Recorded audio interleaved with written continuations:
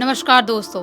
आज की बहुत ही ज़्यादा डरावनी सी बिल्कुल खौफनाक सी स्टोरी में आप सभी लोगों का बहुत बहुत स्वागत है। जी हाँ दोस्तों, आज की जो घटना घटी थी वो बहुत ही ज़्यादा खौफनाक लेवल से घटी थी। एक लड़के की ज़िंदगी पूरी तरह से बर्बाद हो गई इस घटना की वजह से। एक नॉर्मल लड़के की ज़िंदगी, जैसा कि कोई भी इंसान सोच भी नहीं सकता कि हम अपनी डेली लाइफ इतने आराम से जी रहे हैं और अचानक से हमारे एक छोटे से कदम उठाने की वजह से हमारी ज़िंदगी उसी सेकंड में उसी वक्त पर पूरी तरह से बर्बाद हो जाएगी या बर्बाद होनी शुरू हो जाएगी। ये जो घटना घटी थी हरीश नाम के लड़के के साथ घटी थी, जो कि हरियाणा के अंदर एक छोटे से गांव का रहने वाला था। हरीश हमेशा से हरियाणा के उस छोटे से गांव में ही पैदा हुआ था और वहीं पर रह रहा था। बचपन में ही उसके माता पिता नहीं थे, गुजर चुके थे, जिसकी वजह से उसके दादा दादी, ताऊ जी, ताई जी ये लोग इसको पाल रहे थे। ऐसा वाला था। ये लोग उसको प्यार भी बहुत ज़्यादा करते थे और वहीं पर पास के ही स्कूल में इसकी पढ़ाई चल रही थी। गांव के पास के स्कूल में इसकी पढ़ाई आराम से वहाँ पे चल रही है और क्लास 10 तक ये अपने गांव के स्कूल में ही पढ़ाई करता है। लेकिन जो उसके दादाजी थे वो उसको बहुत ज़्यादा प्यार करते थे। उनको ऐसा लगता है कि ऐसा थोड़ी काम चलेगा, गांव में ही पढ़ाऊंगा, गांव में अच्छे से पढ़ाई लिखाई कर रहा होगा, नहीं कर रहा होगा, घूम रहा होगा, फिर रहा होगा, क्या कर रहा होगा, कुछ समझ में नहीं आ रहा है। मैं चाहता हूँ कि हरीश पढ़ाई लिखाई करे, शहर में जाए, शहर में अच्छा जॉब करे, ज़िंदगी में कुछ बड़ा करे। इसके आगे पीछे कोई नहीं है तो इसका मुझे ही ख्याल रखना होगा। इसके दादाजी ऐसा सोचते हैं और अपने बड़े बेटे यानी कि हरीश के ताऊ जी से बात करते हैं कि क्या करे उसकी पढ़ाई लिखाई का, कहाँ कहीं भेज दे क्या उसको। तो ताऊ जी बोलते हैं कि भेज तो सकते हैं लेकिन पैसे वैसे बहुत ज़्यादा लगेंगे, कहाँ भेजे समझ में नहीं आ रहा है, और उतने पैसे देगा कौन, कहाँ से देगा। दादाजी को लगता है कि ये पैसे की बात कर रहा है, मतलब अपने बच्चों को हॉस्टल भेज के बड़े बड़े जगह भेज के पढ़ा रहा है, लेकिन ये बच्चा जिसके माँ बाप नहीं है उसके लिए पैसे की बात कर रहा है। दादाजी बोलते हैं उसके बाद पैसे कमी है क्या, उसके पिताजी के खेत है इतने सारे, उसके पिताजी ने उसके लिए इतनी प्रॉपर्टी छोड़ के गए थे, एलआईसी छोड़ गए थे, पैसे कमी है क्या उसके पास, वो हो जाएगा, तुम टेंशन मत लो, बस पता करवाओ कहीं पे कोई अच्छा हॉस्टल मिल जाए। तो ताऊ जी पता करवाते हैं और दिल्ली के एक अच्छे से 11th-12th कॉलेज बोले हॉस्टल बोलो उसके बारे में पता चल जाता है। दादाजी बकायदा हरीश को लेके दिल्ली जाते हैं और एक हॉस्टल में रखवा देते हैं और वहाँ पर एक कॉलेज में एडमिशन करवा देते हैं। कॉलेज में एडमिशन हो गया है और हॉस्टल में रह रहा है, वहीं पर हॉस्टल के मेस का खाना खा रहा है, वहीं पर उसकी ज़िंदगी धीरे धीरे कटने लगती है। दादाजी अपने गांव चले गए थे। बार बार दादाजी फ़ोन करके इसको खबर इसकी लेते रहते थे कि बेटा तू ठीक है कि नहीं, खाना ठीक लग रहा है कि नहीं, अगर ठीक नहीं लगेगा तो तुझे पैसे भेज दूंगा अकाउंट में, एटीएम से जाके निकाल लेना और कुछ बाहर से खा लेना, होटल से खा लेना, ऐसे कंजूसी मत करना, पैसे हैं अपने पास तो टेंशन मत लेना। मतलब हमेशा से दादाजी हरीश को बहुत ज़्यादा समझाते थे, बहुत समझा बुझा के उसको अच्छे से रख रहे थे, अच्छी परवरिश देने की कोशिश कर रहे थे। जो हरीश था वो भी एक अच्छा लड़का था, आराम से पढ़ाई लिखाई कर रहा था, अपने हॉस्टल में रह रहा था। वहाँ के लड़के जो थे 11th-12th के, उस उम्र में ज़्यादातर लड़के बिगड़ जाते हैं। जो बड़े शहरों में दिल्ली, मुंबई, पुणे, बेंगलोर कहीं पर भी बड़े शहरों में जाते हैं पढ़ाई लिखाई करने के लिए, घर से दूर रहते हैं, तो थोड़ा बहुत चांस रहता है कि बहुत सारे बच्चे बिगड़ जाते हैं। उसके भी हॉस्टल के, इनफैक्ट उसके रूम के बच्चे थे जो हमेशा नशे पत्ती करना, पार्टी करना, सारी चीज़ों में बहुत ज़्यादा मशगूल रहते थे, बहुत ज़्यादा। लेकिन हरीश बार बार उनको समझाता था, बोलता था भाई ऐसा मत करो तुम लोग, तुम्हारे घर वाले इतने मेहनत से पैसे कमाते हैं, ऐसे पैसे मत उड़ाया करो। लेकिन वो लड़के सुनने वालों में से थे, नहीं सुनते थे। इसको भी बहुत बार फोर्स करते थे लेके जाने के लिए, लेकिन कितना भी फोर्स कर ले इसको कोई फ़र्क नहीं पड़ता था। हरीश कोई पार्टी, कोई भी हुल्लड़बाजी में जाता ही नहीं था। इसकी ज़िंदगी वहाँ पर अच्छी खासी कट रही थी। 11th-12th करता है, उसके बाद और हायर एजुकेशन के लिए एडमिशन लेता है अपने दूसरे कॉलेज में। उसके बाद ना वो रूम रेंट पे लेके रहने लगा था। उसको दिल्ली के बारे में अच्छा खासा नॉलेज हो गया था। 12th 11th पढ़ाई कर लिया, इतना घूम फिर लिया है, तो एक अच्छे बिल्डिंग में पीजी में रहना चालू कर दिया कुछ लड़कों के साथ, और बाकी के जो ग्रेजुएशन है वो सारी चीज़ें वो करना चालू कर दिया। वहाँ पे पढ़ाई लिखाई कर रहा, ग्रेजुएशन कर रहा, सारी चीज़ें। एक अच्छा कोर्स कर लेता है वो कि वो किसी भी बड़े शहर में रह के ऐसा कुछ पढ़ाई कर लेता है। वो पढ़ाई लिखाई करता है और उसके बाद अपने गाँव जाता है अपने दादाजी से मिलने। उसकी सर्टिफिकेट मिलती है, ग्रेजुएट हो गया है, दादाजी से मिलने गया। दादाजी की काफ़ी ज़्यादा उम्र हो गई थी, दादी की भी हो गई थी, लेकिन दोनों इससे मिलके बहुत ज़्यादा खुश होते हैं। ताऊ जी ताई जी भी खुश होते हैं बहुत ज़्यादा। वहाँ पर कुछ दिनों तक ये गांव में रहता है, वहाँ पर रहता है, अपने भाई बहनों के साथ थोड़ा टाइम स्पेंड करता है। उसके बाद दादाजी को क्या बोलता है कि दादाजी, मैं क्या सोच रहा था कि मैं ना दिल्ली में ही रहता हूँ, वहाँ पर अच्छा खासा जॉब कर लूँगा। इंटरव्यू बहुत सारे दिया हूँ ऑफिस में, जहाँ पर अगर सिलेक्ट कर लिए तो अच्छी खासी सैलरी रहेगी, स्टार्टिंग भी अच्छी खासी, पैकेज अच्छा है, तो मैं वहाँ पर जॉब करूँगा। और यहाँ पर आ भी गया हूँ तो छोटे मोटे शहरों में कितना ही पैसा कमा लूँगा। तो एक काम करता हूँ, मैं दिल्ली में ही शिफ्ट हो जाता हूँ। आप लोगों से मिलने जुलने आया करूँगा, जब भी दिवाली की, होली की जब भी छुट्टियाँ पड़ेंगी मैं आ जाया करूँगा। दादाजी बोलते हैं, बेटा ठीक तो बोल रहा है तू, शिफ्ट होने की बात कर रहा है, ठीक है, जहाँ पढ़ाई लिखाई किया है वहीं शिफ्ट हो जाए, इससे बड़ी बात और क्या हो सकती है। ठीक है, तू शिफ्ट हो जा, कोई बात नहीं है।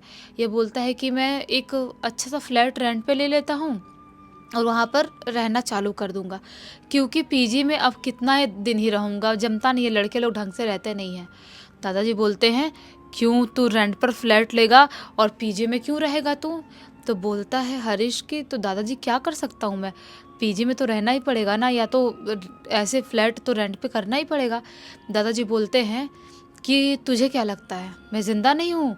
मैं ज़िंदा हूँ ना, मेरे पास पैसे कमी है, तेरे खुद के, तेरे पापा की इतनी ज़मीन पड़ी है, उनकी इतनी प्रॉपर्टी पड़ी है, एक दो भी हटा दूंगा तो दिल्ली में अच्छा खासा अपना घर ले लेगा। ये बोलता है, नहीं नहीं दादाजी, आप ऐसा क्यों करोगे मेरे लिए? दादाजी बोलते हैं, तू गांव में रहने आएगा, शादी करके गांव में रहेगा तू? ये बोलता है, नहीं नहीं, मैं गांव में तो नहीं रहूँगा, मैं तो दिल्ली में ही रहूँगा, जम गया है मुझे वहाँ पे रहना। दादाजी बोलते हैं, फिर तेरी प्रॉपर्टी यहाँ पर क्या करेगी? ज़मीन उमीन तेरे हैं, अपने ज़िंदा रहते हटा दूंगा, कोई झगड़ा वगड़ा भी तो नहीं रहेगा ना। तो ये बोलता है, मुझे नहीं समझ में आ रहा है, आप लोग देख लो, आप लोग बड़े हो। दादाजी इसके पापा के नाम की जो थोड़ी बहुत ज़मीन थी वो बेच देते हैं और उसके पैसे लेते हैं और दिल्ली में इसके लिए घर देखना स्टार्ट कर देते हैं। बहुत सारे ऐसे छोटे छोटे रॉ हाउसेस, जो बंगलो टाइप घर होते हैं, वो भी देख रहे हैं और फ्लैट्स भी देख रहे हैं, सारी चीज़ें। एक पुराना सा घर इसको बहुत ज़्यादा जम जाता है हरीश को। देखते देखते वो घर फर्स्ट फ्लोर तक का था, बहुत ही ज़्यादा उसको सुंदर लग जाता है। वो दादाजी से बोलता है कि दादाजी ये घर मुझे अच्छा लग रहा है। दादाजी बोलते हैं, बेटा हमने इतने सारे फ्लैट्स देखे, इतने सारे और भी घर देखे, सुंदर सुंदर नए नए, तुझे ये पुराना सा कबाड़ा सा घर क्यों अच्छा लग रहा है? हरीश बोलता है, दादाजी मुझे ना पुरानी एंटीक यही सारी चीज़ें बहुत ज़्यादा अच्छी लगती है, तो यही कर ले क्या फाइनल? जो ब्रोकर था, जो रूम दिलाने वाला, जो घर दिलाने वाला, वो बोलता है कि हाँ हाँ, ये तो आपको सस्ते में पड़ जाएगी और थोड़ी सी आउटर इलाके में है दिल्ली से, तो ये थोड़ा सस्ता भी पड़ जाएगा। हरीश बोलता है, दादाजी यही फाइनल कर लेते हैं, बजट से थोड़े पैसे बच जाएंगे, वो पैसे मैं अपने खर्चा बर्चा खाने पीने में लगा लूँगा जब तक जॉब नहीं मिल जाती है। दादाजी बोलते हैं कि ठीक है, थोड़ा बहुत फर्नीचर करवाना होगा, फर्नीचर भी करवा लेना, पैसों का जो बचेगा। ये लोग वो पुराना सा घर खरीद लेते हैं।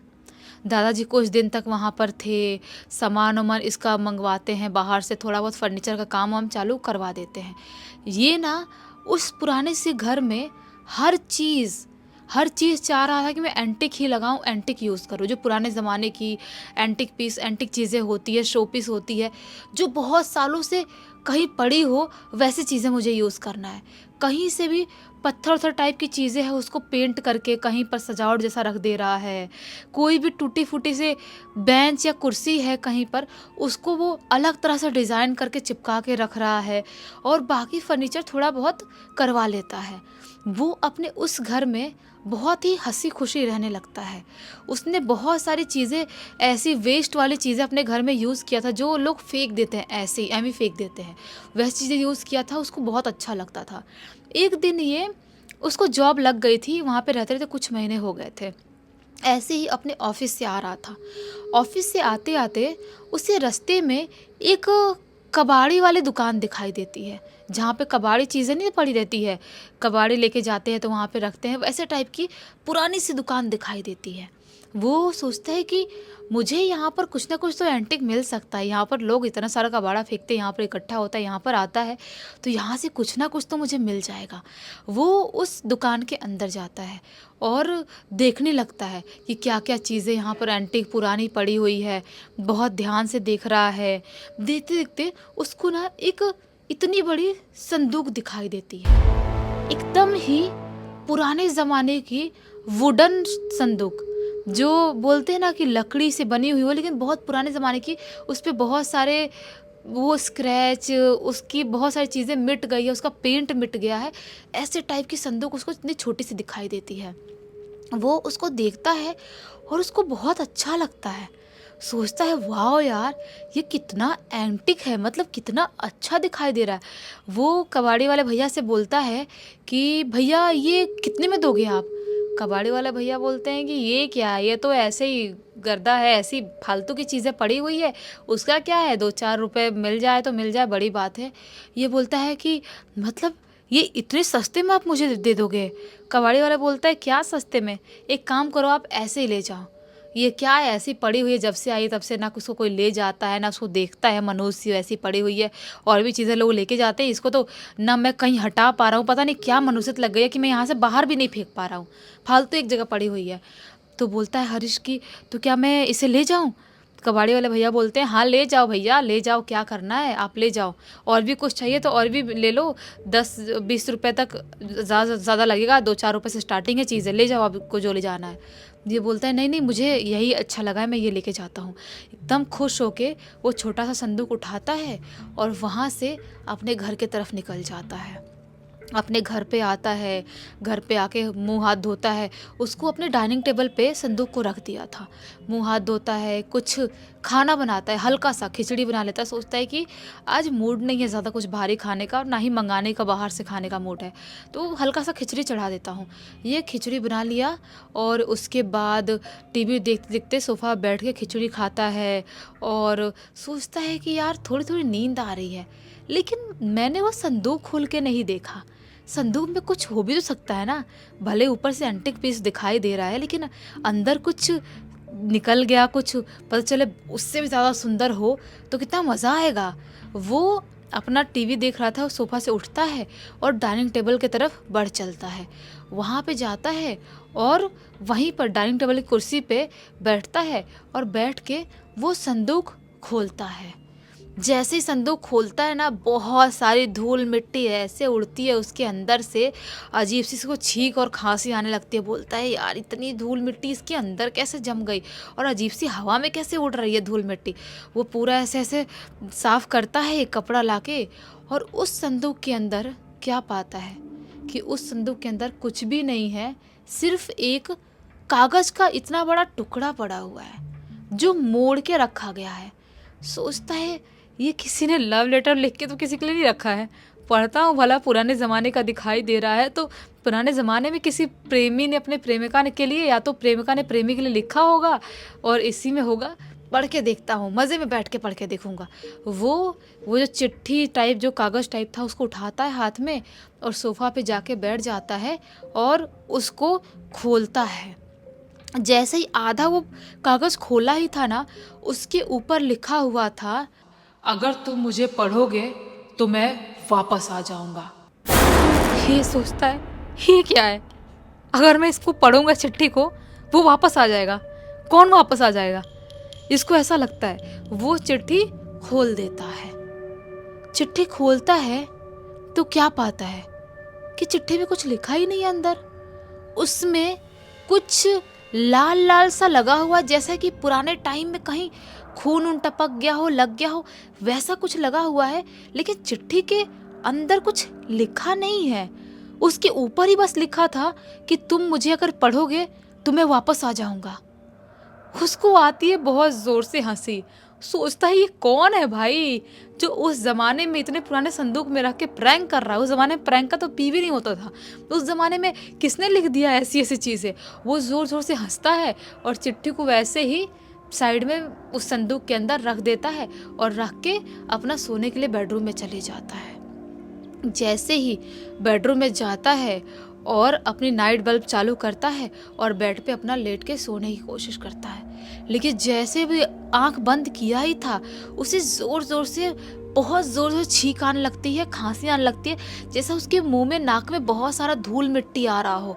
वो जल्दी से वो अपना आँख खोलता है और देखता है पूरे घर में देखता है तो क्या पाता है, पूरे घर में धुआं धुआं फैला हुआ है, बहुत ही बुरी तरह से धुआं। जैसा कि आग लगने के बाद धुआं फैलता है ना, वैसा धुआं फैला हुआ है। वो पूरे घर को देखने लगता है, घबरा जाता है, उठ के लाइट ऑन करता है, देखता है कि कुछ भी तो नहीं है। धुआं क्या दिखाई दे रहा था नाइट बल्ब में। वो किचन तरफ जाता है, पूरे घर में खगाल मारता है, कहीं पर भी कुछ भी उसको दिखाई नहीं देता है, कुछ भी जला हुआ भुना हुआ कुछ दिखाई नहीं दे रहा है। बस उसको स्मेल आई थी और धुआं धुआं दिखाई दिया था जब उसने आँख खोला था। वो तो उसकी ज़िंदगी की शुरुआत थी।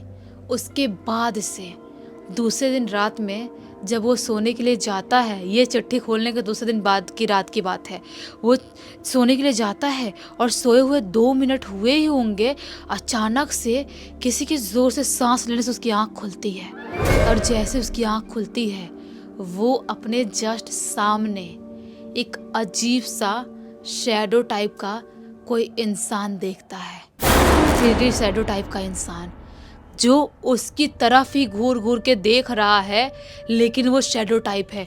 वो जोर से चीखता है, अभी चीखा है उसके बाद भी वो वहीं पर वैसे ही खड़ा हुआ दिखाई दे रहा है। उसको कुछ सेकंड लगा था मैं सपना देख रहा हूँ, लेकिन आंख मलता है, वापस देखता है, उसको वहीं पर घूरता हुआ दिखाई दे रहा है। बस दिखाई दे रही है उस शैडो के अंदर तो 2 चमकती हुई आंखें, अजीब सी सफ़ेद कलर से चमकती हुई आंखें। उसके बाद से उसकी तबीयत बहुत ज़्यादा ख़राब होने लगी। रोज़ रात में उसे वही शैडो टाइप का इंसान दिखाई देना चालू हो गया। वो ऑफिस नहीं जा पा रहा है, कुछ नहीं कर पा रहा है, ना घर से निकल पा रहा है, ना बेड से उठ पा रहा है। एक दिन उसके दादाजी का फ़ोन आता है, दादाजी का फ़ोन उठाता है और अजीब सी काँपती हुई आवाज़ में बोलता है, हेलो दादाजी, मुझे बचा लीजिए। दादाजी बस इतना ही सुनते हैं, वो भागते हुए हरियाणा के छोटे से गांव से यहाँ आते हैं और यहाँ पर आके इसको देखते हैं। इसकी हालत बहुत बुरी हो गई थी, पूरे होंठ सूख गए, आँख काली हो गई है, कितने दिन से ना कुछ खाया ना पिया, हड्डी का ढांचा हो गया है। दादाजी को जब सब कुछ बताता है, दादाजी इसको जल्दी जल्दी पास में हनुमान जी का मंदिर था वहाँ पे ले जाते हैं, पंडित से पूजा पाठ करवाते हैं और उसके बाद इसको सीधा मेहंदीपुर बालाजी लेके जाते हैं। वहाँ पे ले जाके इसका बहुत झाड़ फूँक करवाया जाता है, ठीक करवाया जाता है। ये तो उसके बाद उस घर में कभी नहीं जा पाया, क्योंकि इसे कहीं ना कहीं से लग रहा था कि वो जो चिट्ठी में लिखा था ना कि तुम पढ़ोगे तो मैं आ जाऊँगा, शायद कोई शैतान था जो वापस आ चुका है। वो कभी उस घर में ना ही गया। आज पूरे 5 साल हो गए हैं उस घर में, ना ही उसने कदम रखा है, ना ही गया है, ना ही रेंट पे दिया है। वो घर वैसा का वैसा पुराना वीरान वैसे ही पड़ा हुआ है। मतलब सोचो, एक छोटी सी गलती से इंसान की ज़िंदगी ऐसे बर्बाद हो सकती है। तो बस आप लोग बताना कि आप लोगों को हरीश के साथ घटी हुई ये घटना कैसी लगी। अगर अच्छी लगी हो तो लाइक ज़रूर कर देना, चैनल को सब्सक्राइब कर देना, बेल आइकन दबा के ऑल पे क्लिक कर देना, ताकि जब भी ऐसी खौफनाक वीडियो लेके आऊँ सबसे पहले आप लोग पास पहुँचे। चलिए कल वापस से मिलती हूँ, तब तक के लिए बहुत बहुत धन्यवाद।